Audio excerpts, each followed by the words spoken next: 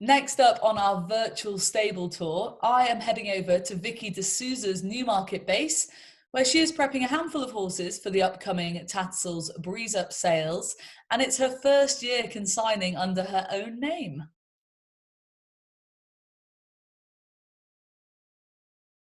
Vicky, it's good to see you. How are you? How are you getting on over there?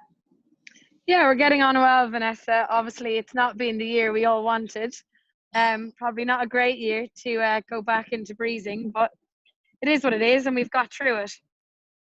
Yeah, I think the resilience of the bloodstock world is really coming through at this point.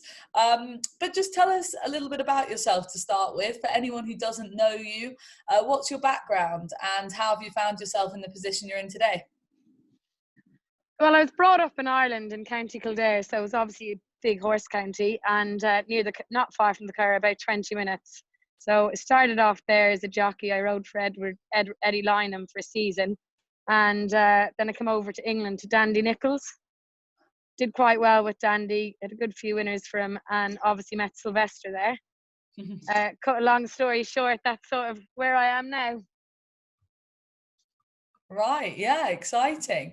So in terms of then the breeze up consigning and the pin hooking business, have you always had an interest in doing that? And what was kind of the jump that got you from kind of working in racing yards to actually more the kind of bloodstock side of things, I suppose? When we moved down to Newmarket, we bought a cottage on 12 acres. And originally the plan was just to start doing the show jumping ponies because myself and my son Ryan loved the show jumping. And I decided out of pure sort of bit of luck, right place at the right time one day, I bought a little 2-year-old in Ireland. She wasn't very expensive and she finished second with Sylv first time out about 6 years ago, I suppose it would be now, but I'd pre-trained her in that myself. And that Right. sort of got me wanting to do it again. Yeah, exciting. Great. It's a cool story actually. So then in terms of consigning and the breeze up horses, was last year your first year consigning officially on your own? Is that right? Yeah, it would have been my first year on my own. I've bought a couple the last few years, nice horses for clients out in Dubai. Um, one or two of them did really well. I'm not very good at POI, Vanessa. We had a nice Scat Daddy filly last year, Rihanna. She actually won a listed race at the Breeders' Cup Wow. that I bought in the Craven Breeze up 2 years ago. Unfortunately, she had a heart attack in the paddock a couple of months ago and she's dead now. But she was a very nice filly. Bob Baffett trained her. So the same clients obviously came back. They bought another couple. Two of them have won nice races out in Dubai. So yeah, I've been doing a few pre-trainers for different people and breakers over the winters. Obviously, I have the two babies under too, so I took a little bit of a break because that obviously was a little bit chaotic, and Sylv has the King Power job. So trying to keep everything running, plus the show jumping ponies, kept us on our feet. I mean, we're lucky. We have a good team of staff.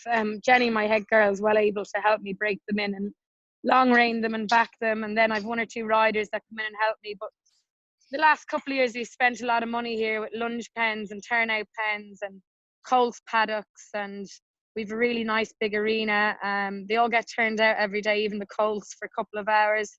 I just think it all helps. When they come here, they relax, and when people get them back in, they all say how well they're done on the flat. They ride like the really nice horses. They ride in a shape, and they're forward, and they're on the bridle. And we do it a little bit different because we do a lot of flat work with them before they go near a gallops. Right. Has that interest in show jumping and the way in which you'd school a show jumper then crossed over in some ways to how you'd prepare these young horses for the racetrack? Yeah, definitely. I mean, we do a lot of flat work, a lot of figures of eight, serpentines. They all learn to change their legs and canter before they leave the arena to go up to the gallops.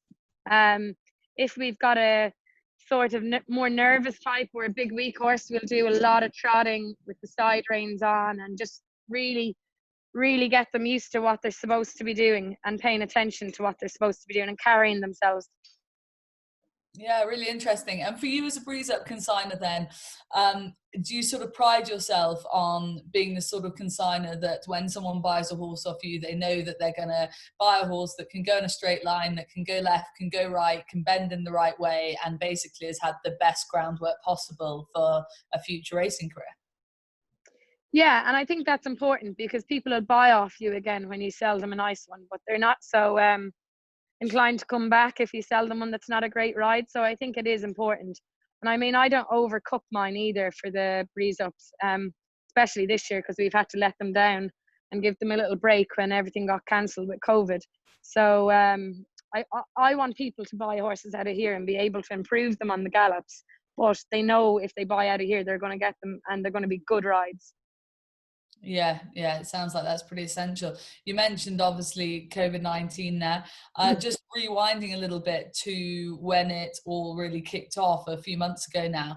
At what point did you sort of start to really realize that this was going to affect your breeze up consignment and the sales? And how did you feel at that point? Was it kind of a moment of panic? Um, Sylvester was out in Hong Kong when it all first kicked off, so I did panic a little bit, and I thought, oh God, I wonder if he's going to be able to get home, etc. Because obviously, he gives me a great hand when it comes to galloping the 2-year-olds and stuff. So when he got back, it sort of seemed to still be quite calm here. So I said, oh, it'll be okay. I didn't think, it's coming this way or whatever. And I probably didn't take it seriously enough, if I'm honest with you, because within 2 weeks we were in serious trouble, weren't we? Yeah. And then it was, then it was the realization. Then I was like, listen, I'm gonna lay off these horses, just put them on the walker, only canter them every second day, and I did that for a couple of weeks till we sort of knew what was going on. Right. And then once you got the dates, or the rough idea of the dates, I suppose, from Tattersalls and the other sales companies, at that point, was it more a sort of sense of relief that you had something to kind of get back on track and work towards? Yeah, no, definitely. And at least then you've got a sale and you're going to have some money coming in. I mean, we're lucky in the fact that I only had 4 to breeze, but some of the boys had 34 and 40. And I'd hate to be in their position financially. But Yeah. in the bloodstock industry, we all help each other out too. Yeah, absolutely. And I suppose then just touching on that, how do you personally think the breeze up sales are going to go this year? Is it going to be a case of kind of survival and keeping your head above water, or do you think that the good horses and the nice horses will still sell as they would do normally, I suppose? I think the cream of the crop will always sell. So the horses with the better pages, Kingmans, Frankels, all them sort of horses, they'll sell. I think, unfortunately, the horses without pages and horses that have already developed problems over the lockdown or whatever, it's going to be harder. But I do think, anything with a page and anything that clocks a good time, they'll still sell. Yeah. Yeah, I think, I think personally, and from speaking to a few people, it still sounds like there's a market there. Racing's back on now. There's a bit more enthusiasm. Hopefully it can move in the right direction. But we've seen you wandering around the yard on this call already, and you're busy there petting one of your inmates. So let's take a look at some of the horses that you are going to be selling at the Breeze Up sales. I wanted to start with the coach house, if that was all right. This is him. You have going to Ascot. Oh, look at that for planning. Ideal. So just tell us a little bit about him. What's his background? Where did you get him from? So myself and Chris Dwyer, who advises me a lot, we do a lot together bloodstock wise, bought him at the Ascot sales last September. The mother won a couple of races. His half sister was second in a maiden at Perth last year. He's very straightforward. We've had no problems with him, thank God. We still have 2 weeks to go, so I won't speak too soon, 2.5 weeks. But yeah, he's very straightforward, simple little horse. He's done everything we've asked of him. Sylvester likes him a lot. He's been up the grass. He's been on a couple of different gallops. He very, very easy to do. Like, he's no trouble. As you can see, he's a little bit of a mummy's boy. I'm not quite so sure I want him to go, actually.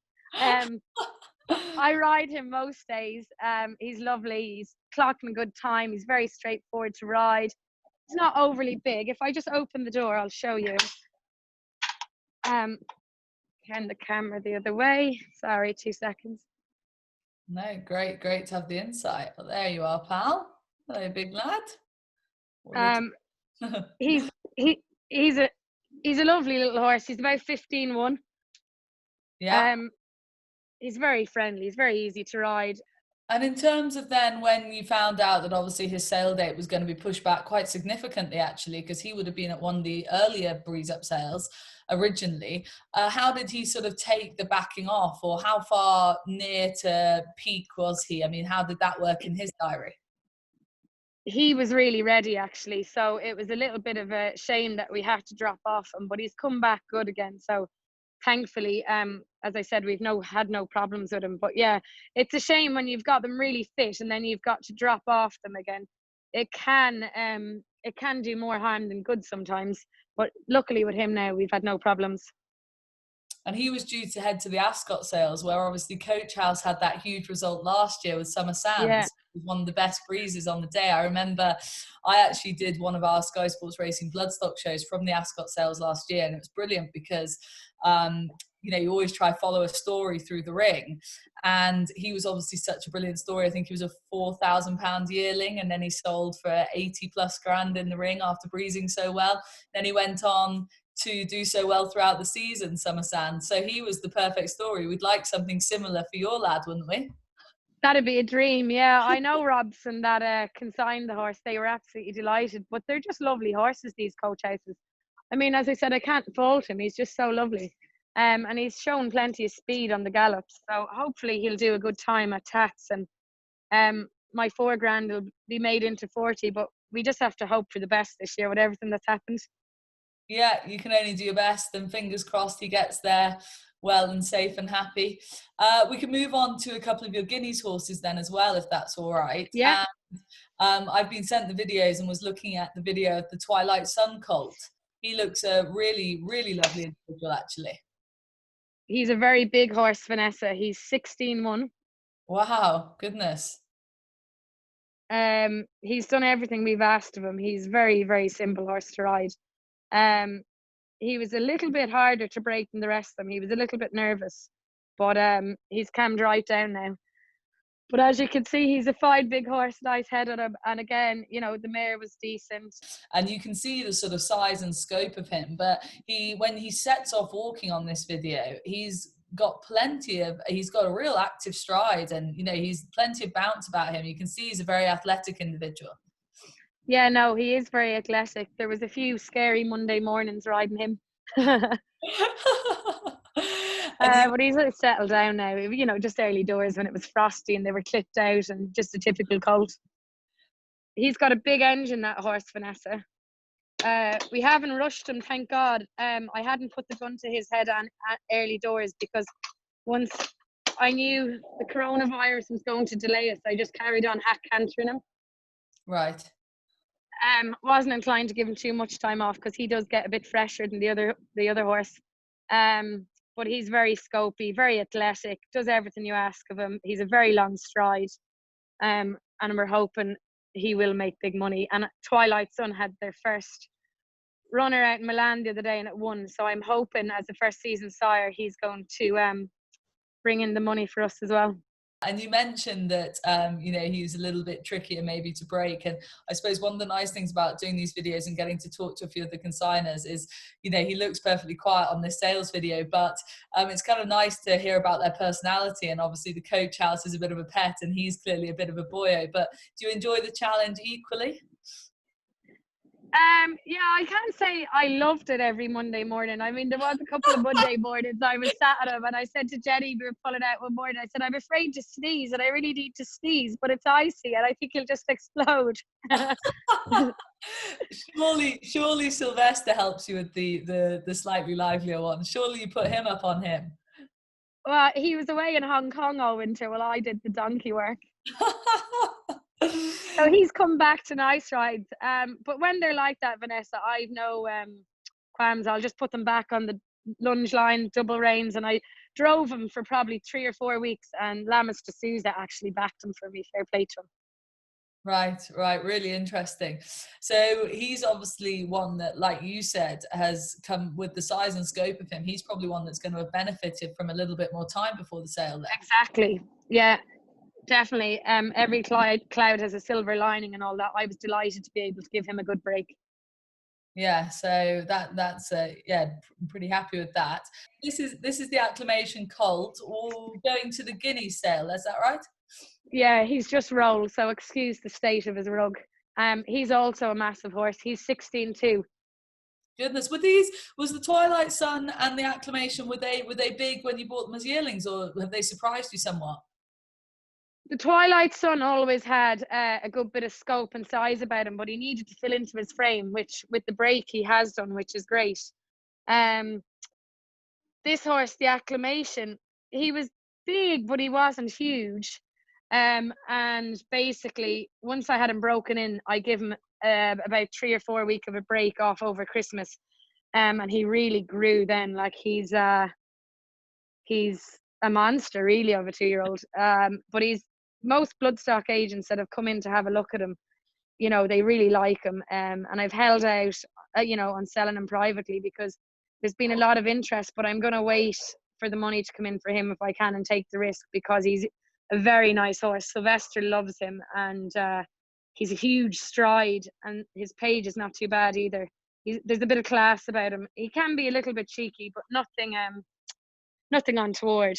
When you look at the video of him, although you can see the size of him and like compared to the Twilight Son, both big individuals, as you've said, this Acclamation colt, just looking at the walking video, he seems to have a bit more range about him. He's even rangier, would you say that? Or is that... Yeah, he's a big rangy colt, and he's still growing, so you know that's why I haven't rushed him.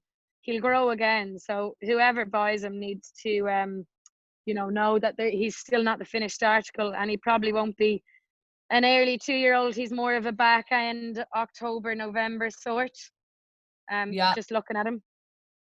And in terms of being by Acclamation, in your time in yards, and then obviously the early pinhooking and whatnot, have you had much to do with Acclamation as a sire? And is there sort of some similarities you see there in your colt?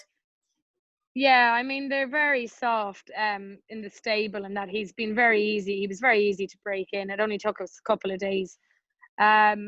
He's got that nice Acclamation temperament. Like they're just nice horses, Acclamations. Any of them that I've ever ridden or pre-trained, they've always been very straightforward, and he's the same.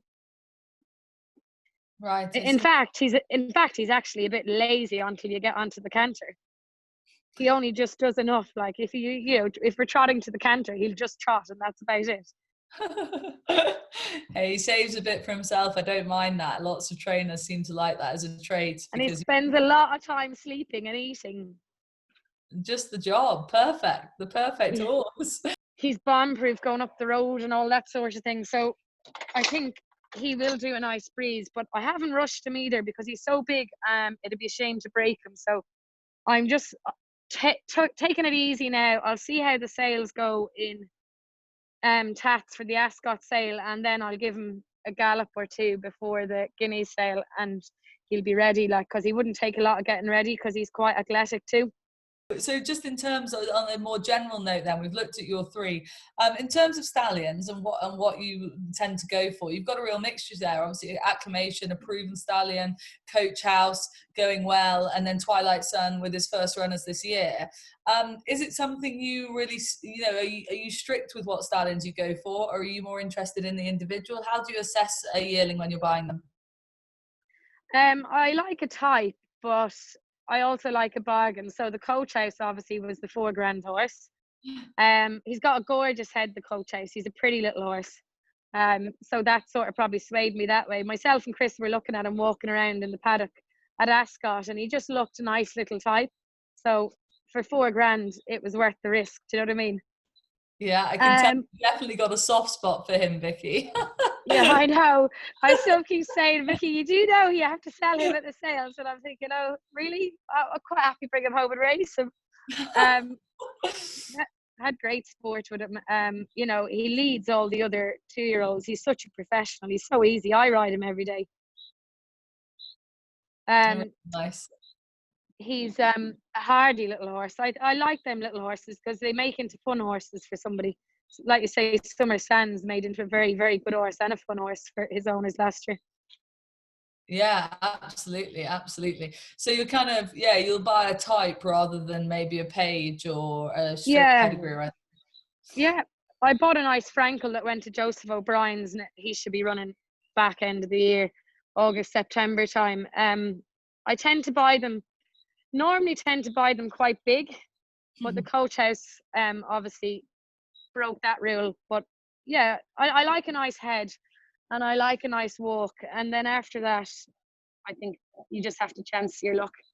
Yeah, absolutely. So overall then, to assess, are you happy with those three in general? Are you pleased now with the sale date? Are you looking forward to it? Yeah, I'm a bit nervous actually because my first year doing them in my own name, and I just hope it all goes well. I'm sure it will, but yeah, I'll be happier when it's all over and done with, I think, now, because this year has just been hard work from the beginning, really. Yeah, definitely. I mean, it's an unfortunate year, I suppose, like you say, to be doing it for the first time under your own name, but looks like you've got a lovely bunch of horses there and something to really look forward to, and that hopefully they breeze well, and we'll look forward to seeing them. And the very best of luck to you, Vicky. And yeah, hopefully we'll see you at the sales very soon. Thanks, Vanessa. It's been lovely speaking to you.